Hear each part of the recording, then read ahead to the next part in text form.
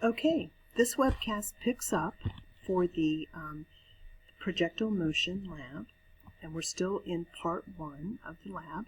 So hopefully you now have your table of data. I have my table here. And so let's see. So the next step in the data report says to put a picture, a screenshot of your data at number 6. And so, I could, no, it's not going back for me, but I could just copy my table, and then I could go here and just paste it in at step 6. Step 7, it says, let's make a graph, and we want to graph the range of the projectile versus the initial velocity. So I just need to go to Excel, and I'm going to highlight the numbers for the initial velocity and the range, and then insert a scatter plot. Okay, this looks very nice, but we need to label it well. So I'm going to add in my axis titles. And so this is the range of the projectile versus the initial velocity. And my independent variable is the initial velocity in meters per second, and my dependent variable is the range in meters. Okay, and hopefully yours looks like this. This is a beautiful linear graph, and so let's see here. So I'm sure I need to put a picture of this in the lab report. So if you come up to the corner and do a right mouse click, you can just copy the graph from Excel, and then here just paste your graph at step 7A. Okay, 7B says, what kind of relationship exists? Well, the graph of range of the projectile versus initial velocity is linear, which means that the range is proportional to the velocity. Okay, so that would be a nice answer to that question.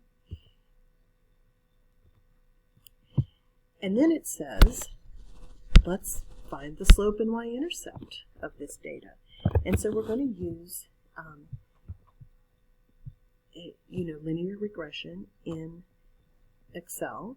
You could also, if you don't remember how to do this, or if you can't follow along, we have pretty nice data here. You could choose any 2 of these data points, and you could calculate your slope pretty well, using a couple of data points. That would work, but I'm going to show you how to do the regression in Excel.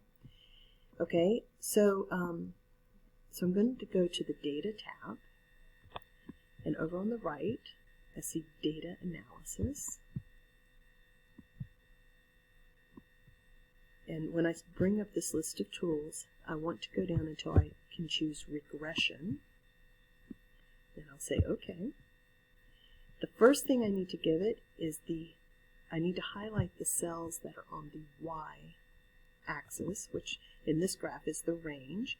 So I'll just highlight all of the cells that have the numbers for range, and see it puts their addresses right here. Then I go back to that form, and then I do the same thing and highlight the cells that have the velocity, because velocity is on the x-axis. Okay, before you run the regression, please put checks in these boxes for residual plots and line fit plots, and then say OK.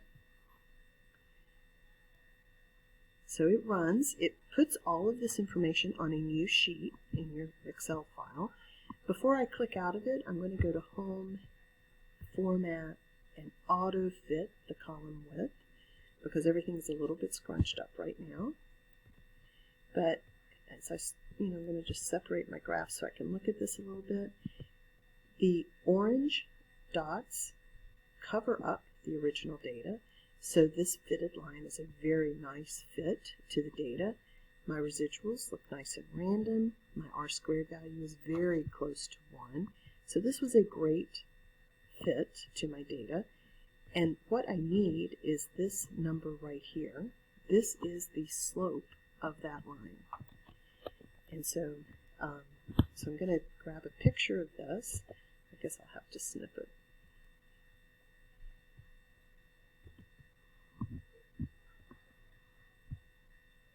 a picture of this and put this in my report here at step 7C.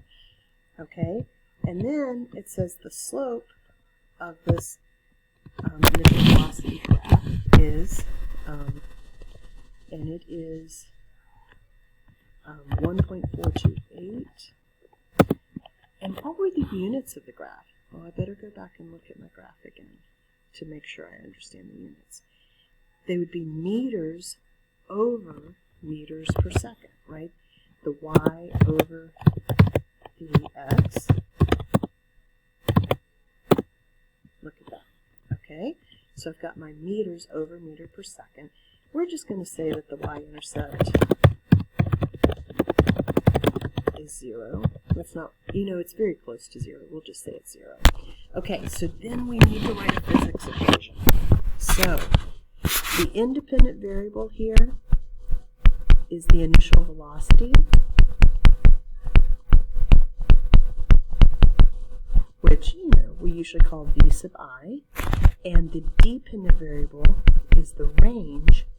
And since the range is the displacement in the horizontal direction, I'm just going to call it delta x, right? That's what we've been using for the displacement, delta x.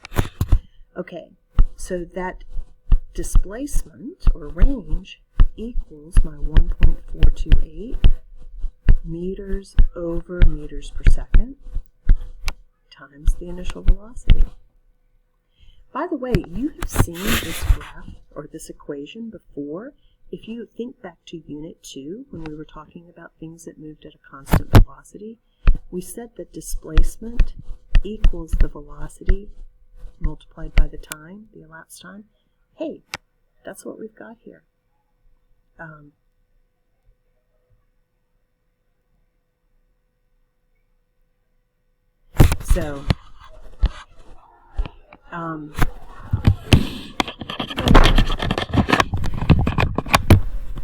So that is the end of this part of the lab, and then we will continue in the next webcast with the next portion.